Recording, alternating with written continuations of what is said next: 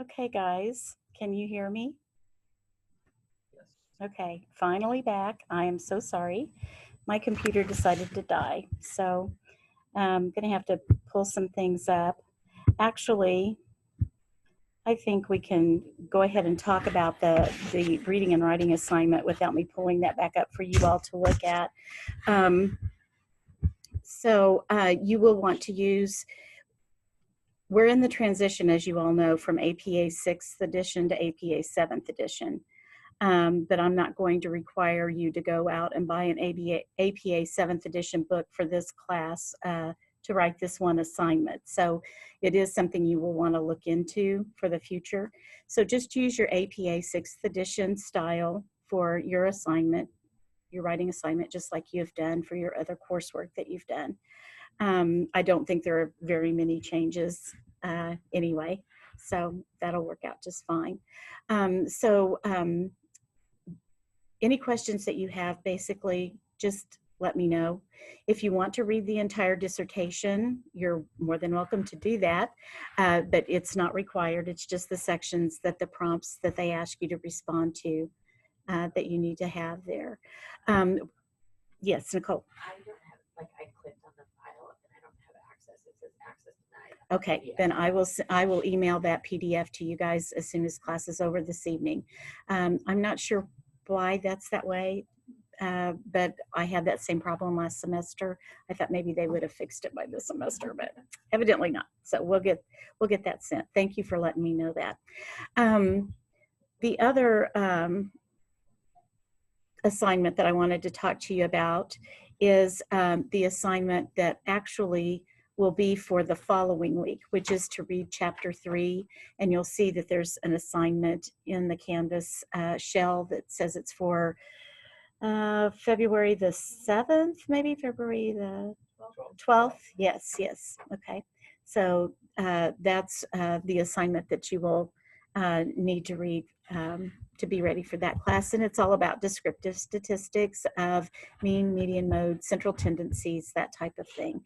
And we will be using your data to go through the processes with that. And so that's what I wanted to get that out to you first this evening. Let's see, do we still have everybody here pretty much? Good. Thanks for hanging with me, guys. I appreciate that. So the other thing that I want us to do this evening is take some time to look at Excel.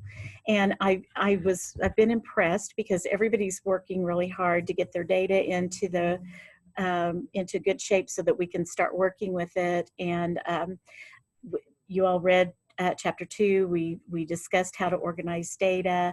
And some of you went ahead and did that with your data. But I'm going to just take you through some processes, and I'm going to attempt, that's going to be a trick. I'm going to have to, let me think how I'm going to do this. The data that I had to work with, I know, I'll just pull somebody else's data here. Did yours completely, it won't turn on at all? Nope. So what I will do, I'll need to get somebody that sent it recently.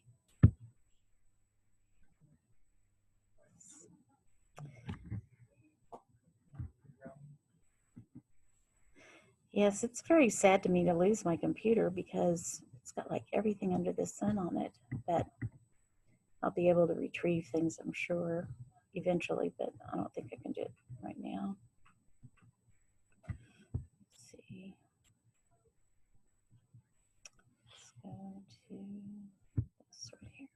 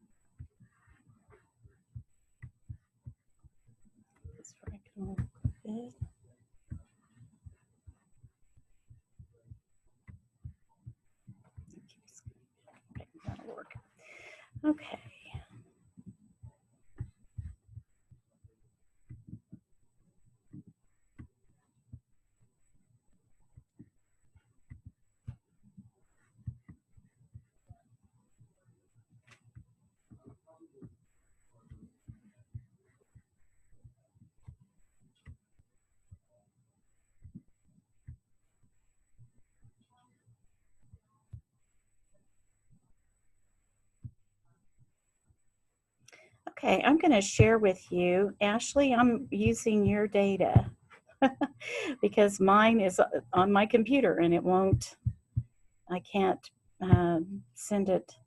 I don't have it where I can reach it from another computer. I've got to save to the hard drive of my computer.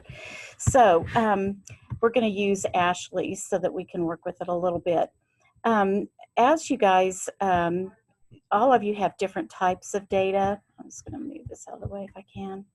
Guess I won't worry about that too much. Some of you have, well, this is data on referrals, office referrals in a school on 2 different days of the week. Looks like we've got 32 data points that we can see. Can you guys see the screen, the Excel screen?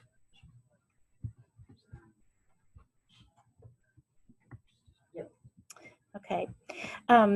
What I want to show you how to do is I want to show you how to work some of the features that we have in Excel that you can work with your data to make it more manageable.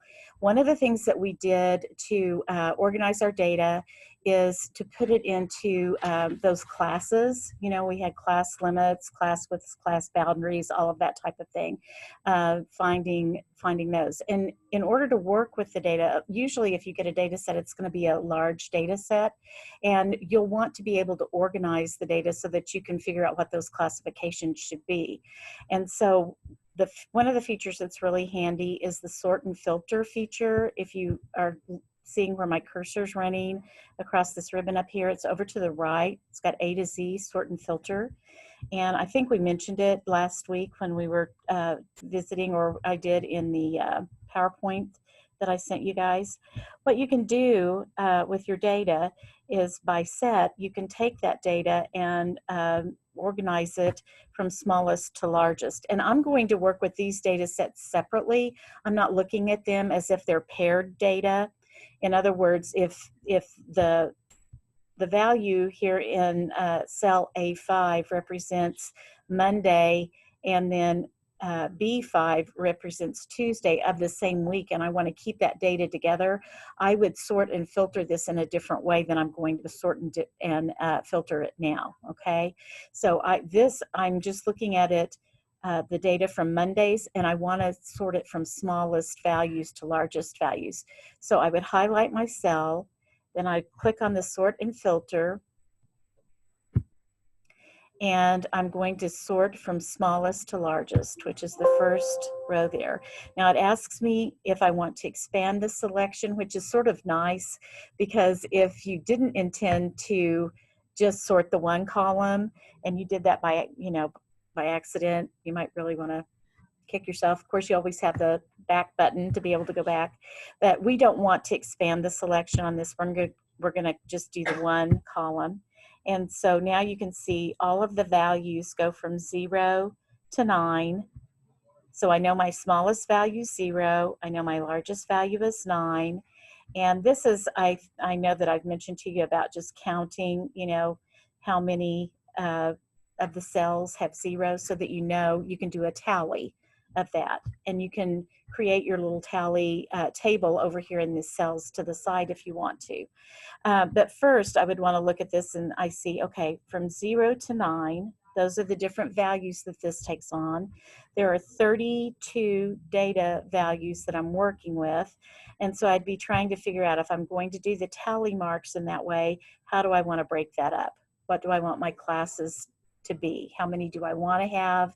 And then what would my tally marks be, okay? I could do the same thing with my Tuesday data and do that sorting. Is there anybody that has a question about doing that sorting feature? I'll give you a second if anybody needs to see that again. Okay, like I said, I realize some of you guys work in this all the time and you know all of this stuff, but I also know sometimes there will be a feature that we've just not needed to use and we've never used it. But that makes it very helpful. So if you're wanting to make a histogram of this type of data, that would be one of the things you would want to do, or a frequency polygon or something along those lines. Now I'm going to undo this. And that was the main feature that I wanted to show you, having to do with being able to tally and sorting and using Excel to help you with that part of it. With our data sets of 30, it wouldn't be that hard just to make tallies, figure your class limits and make the tallies. That wouldn't be that difficult. But if you've got a huge data set, like some of the ones that we get from DESE when we're looking at map data or just any different kinds of district data, you've got a lot to go through. And so it's handy to be able to use that feature. The other thing that we want to be able to do is knowing the different types of graphs that we can select for the data that we're working with. We want to be able to know the features so that we can go in and graph that data. And you can see here, Ashley's already done a graph of her data. Let me see if I can move this around a little bit so it's a little bit easier to see. Maybe make it a little smaller.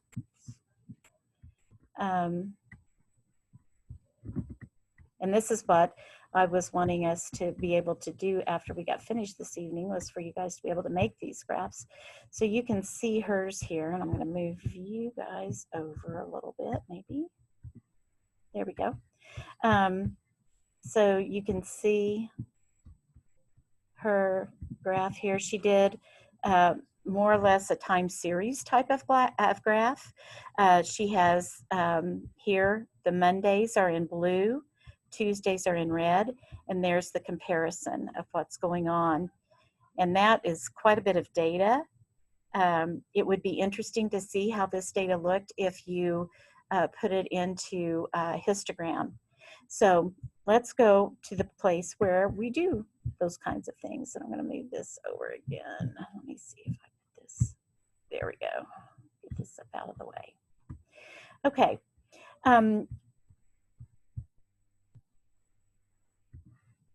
On the green ribbon that you see at the top of the page, there's an insert button or insert tab that you can hit. And when you do that, here in this wide gray part of the ribbon, you see all kinds of different graphs. One of the things that can be really handy is to check out recommended charts. If you're just not sure, you can click on recommended charts for the data that you have highlighted, and it will show you recommendations. This one shows a scatter chart that's showing two sets of data. It's considering this to be paired data, and it's graphing it as if it was XY, as if they were XY graphs. You can go to the bottom down below. This is a stacked column chart. So they have some different things that we haven't discussed in our book. Here's a clustered column chart, which would be close to having a bar chart with two variables given at the same time. If I was just to graph each data set alone, look at column A and look at recommended charts for that. They show us a scatter chart again. They show us a Pareto chart. We talked about those, and you can see how they broke up the classes, 0 to 2.7, 2.7 to 5.4, 5.4 to 8.1, 8.1 to 10.8. That's our Pareto chart. These are some bar charts. And so because this data has not been tallied and put into classes, the Pareto chart's the only one that's going to really show you something that looks like what we saw in the book, because we've got so many data values. But if we went through that process and did the tallies and did our classes, then this is what a chart might look like, okay? So this is one of the places. Excel is like so many other types of technology. There's more than one way to get to the end point of what you are going to graph. But this is just one of the options that you have. If you click on all charts, I could, let's see, I could do, I don't have this over here, I don't have it figured in a way where I've got a nice tally to work with. Let's just see what happens if I ask them to give us a pie chart. Okay, there's a pie chart, and you can see it's pretty, they're figuring every single value that's on that chart, and it ranges, let's see, on that one it goes just 0 to 9, I think. So I'm not sure why some of those other, I guess they're giving us, oh, they're giving us the color of each down below, a 1, 2, 3, 4, and so forth. You see that there's the 13 and the 1 are the same. So that's why that's like it is. They're telling us the color combo for each of those cells, how it's been given. Let's look at histogram. In this histogram, it went ahead and set up those same values that the Pareto chart did.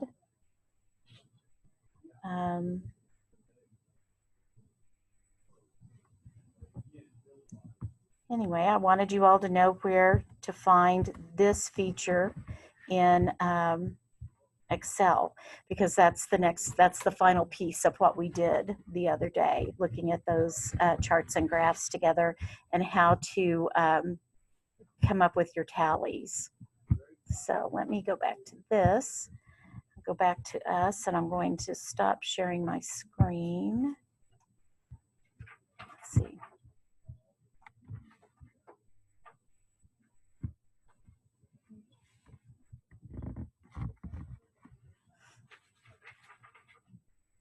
And we'll see if you guys have any questions. Okay. So, do you all have questions about using Excel to graph your data?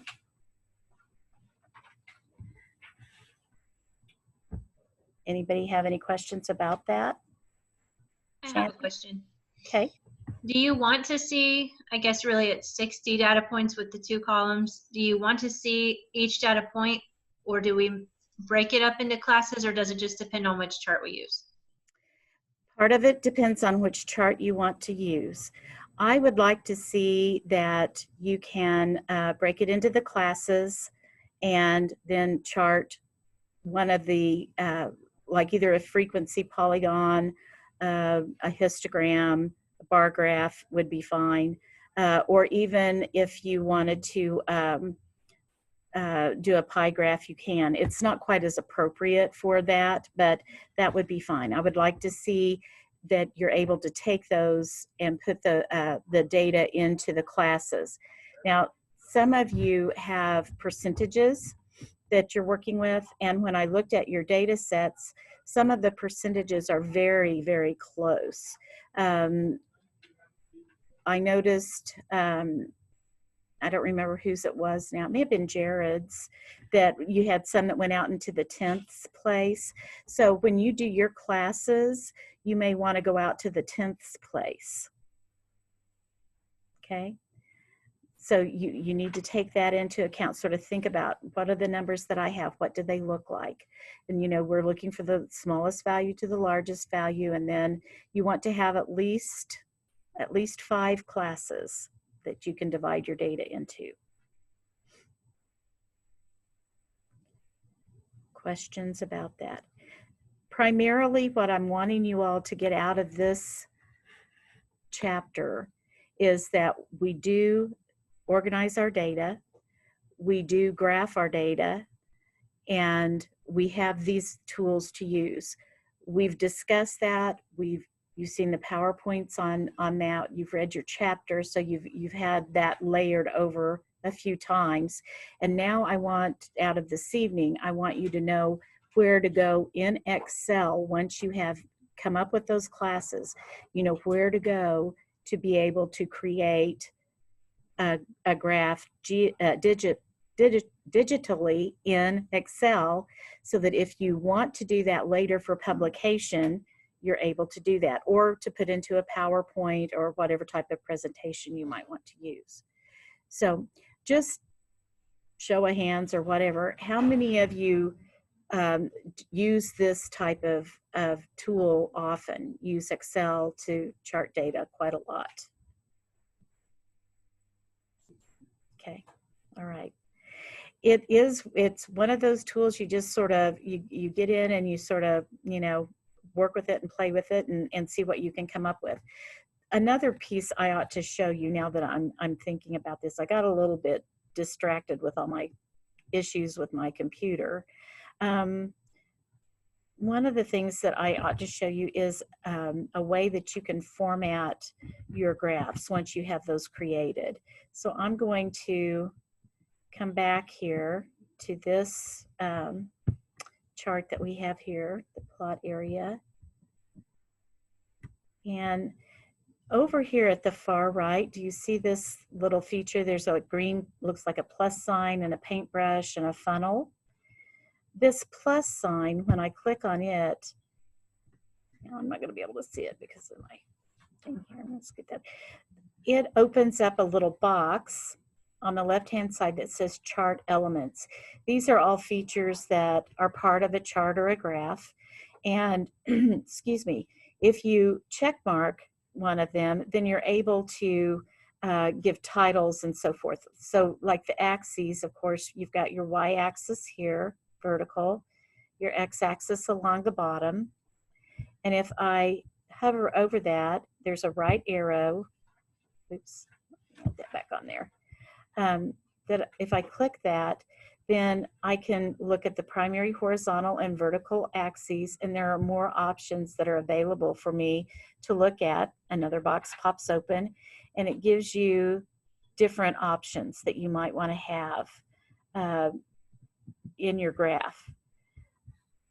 I'm going to go back to that plus sign again. We also can add axis titles, which in a dissertation, in a published chart, you would put those titles on. And you will notice that you can do primary horizontal, primary vertical, and have more options again. But do you see this little text box that's popped up here? In there is some text that says vertical axis title.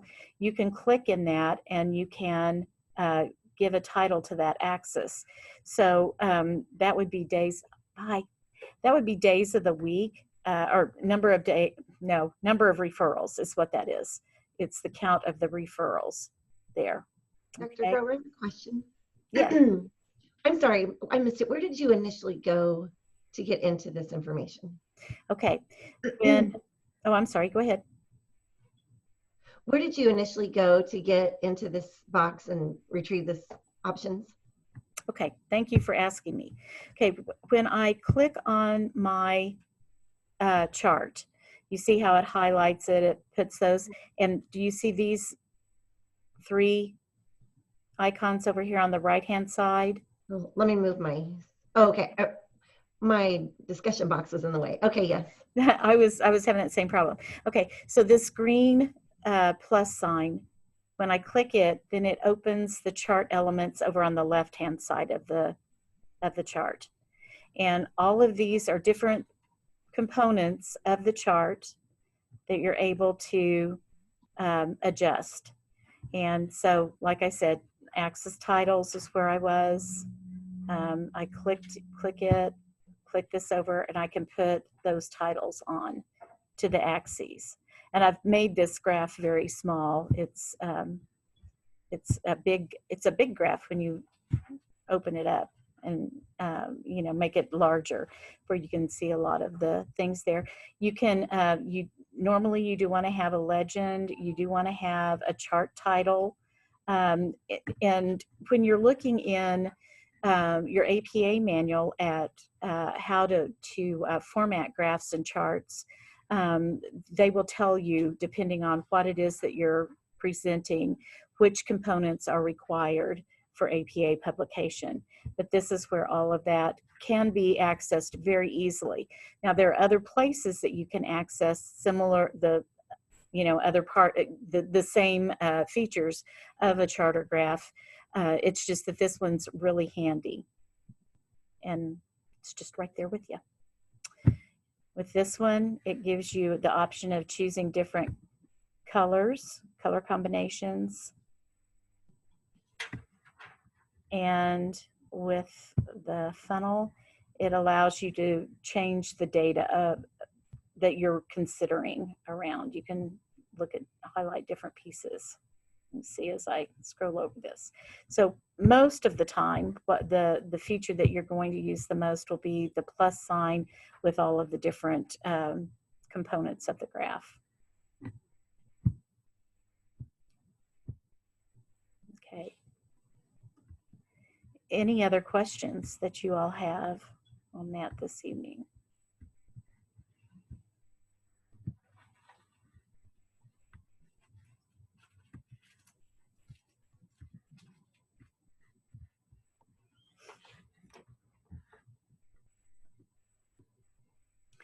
So everybody have their data in the order that they need it in to be able to work forward.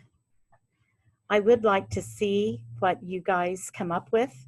So as you chart your data in Excel, if you would just send me a file of that via email, I would like to see how those come out. Yes, Casey?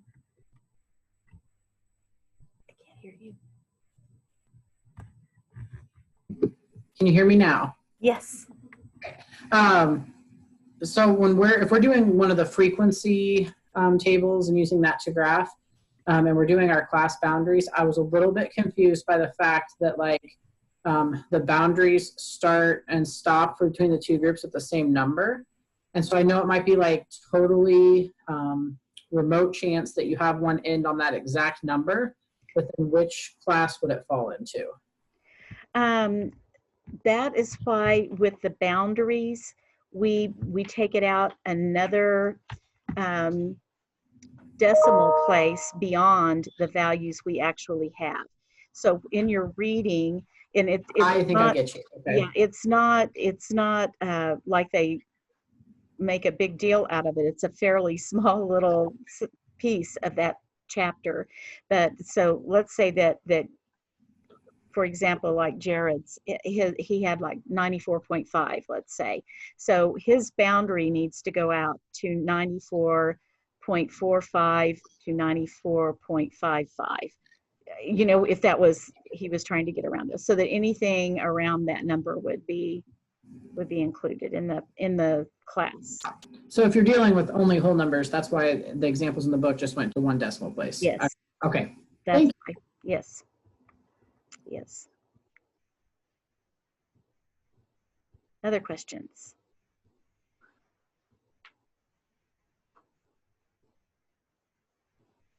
Okay.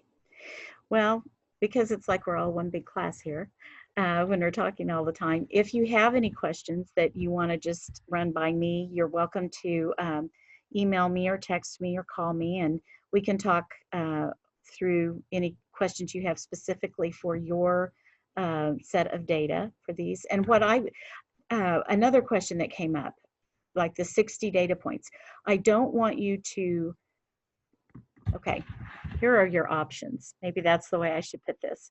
Ashley compared hers on the same chart, and that's fine. Her data lent itself to do that. If you're doing the class boundaries and so forth, if you want to do two charts, one for the first set of data and one for the second, that's fine. If you want to put them together and compare them like bar graphs, you've seen some where they had, the blue and the orange, that's two sets of data being compared in the bar graph form. That's fine for you to do as well. But if you want to do one data set and then the other data set and actually have two different graphs come out of that, that's fine. Okay, I just want to see, I'm sort of wanting to see your skills with the class limit idea and with the using the Excel. Okay. Other questions? Okay. Do you have questions about the assignments that are coming up? Everybody good on those? Tiffany?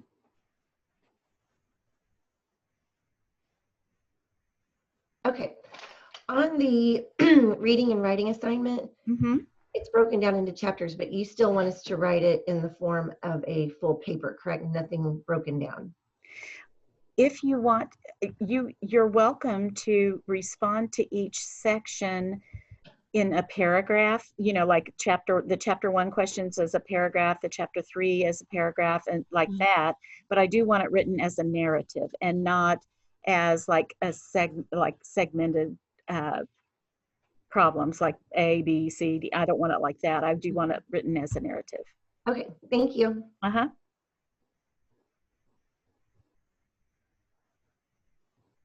I will tell you, it was interesting to me because last semester was the first semester that this course had a blueprint course shell.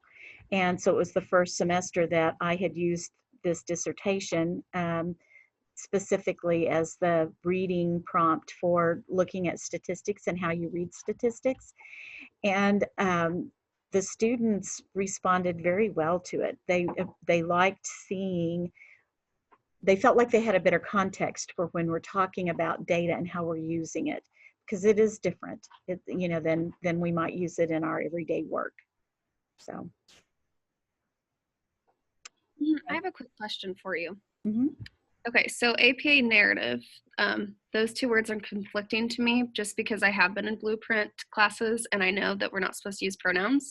Is that the case, or can we be narrative? Well, when I say narrative, I don't include using pronouns necessarily, especially not pronouns such as we, I, they. Okay. When I say narrative, I guess I'm differentiating that from like a bulleted list or something along those lines, an outline. Does that make sense? Perfect. Yes, got it.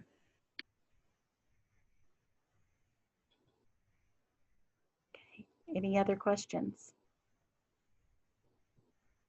I apologize for my technological difficulties. It's totally my fault. I prefer using my own laptop, and it's been used so much that my charger doesn't always make the connection it should make, and it just was battery dead. So that's why I had the difficulties, and then the laptop that I went to did not have my information for the Zoom meeting. So it took me a little while to get logged in and get that all done.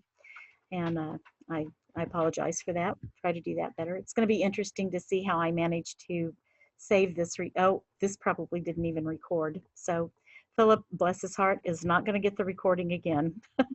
So anyway, we'll see. We'll see what happens when we end this meeting.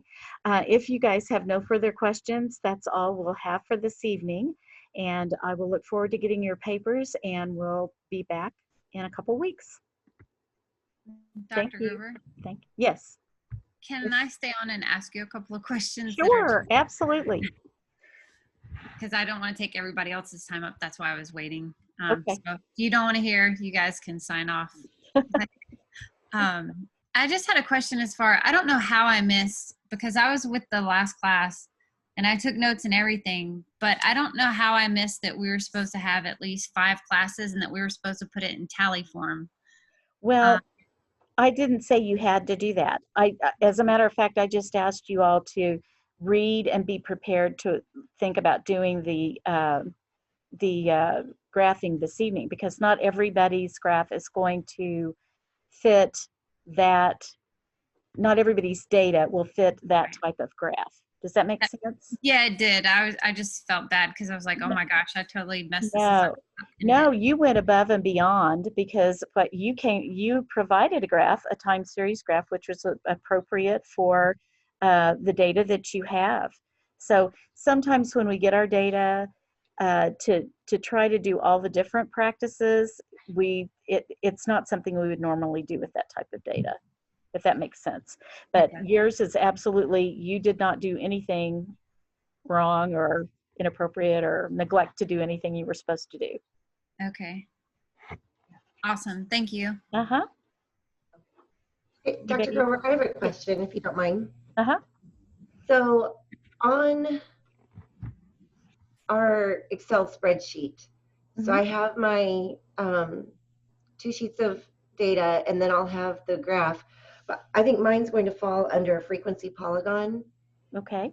You want us to also include the chart, like for instance, on page 59, they have the class boundaries, midpoints, and frequency. Do you want us to have that on the chart or on the that information on the spreadsheet as well? I'll put it this way. Some people like to do that. They like to put it in there. If you have it on your sheet, that's fine. I'm not going to require you to do that. Some folks may want to just, do that paper pencil and then put in the values. Okay, thank you. Mm-hmm.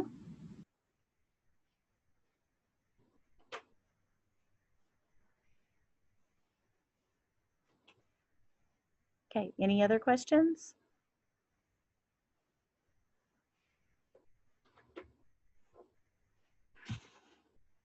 Okay, I guess we'll call it an evening.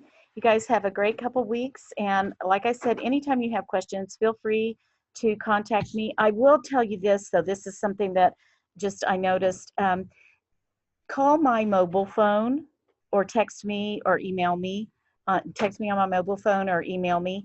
My office phone is not, because I teach classes in the evenings and meet with students in the evenings, I'm not usually in my office until evening time.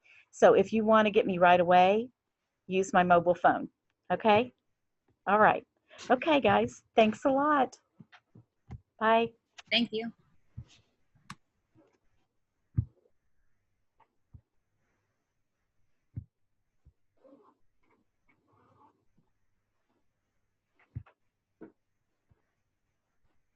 Oh, it did record. Good.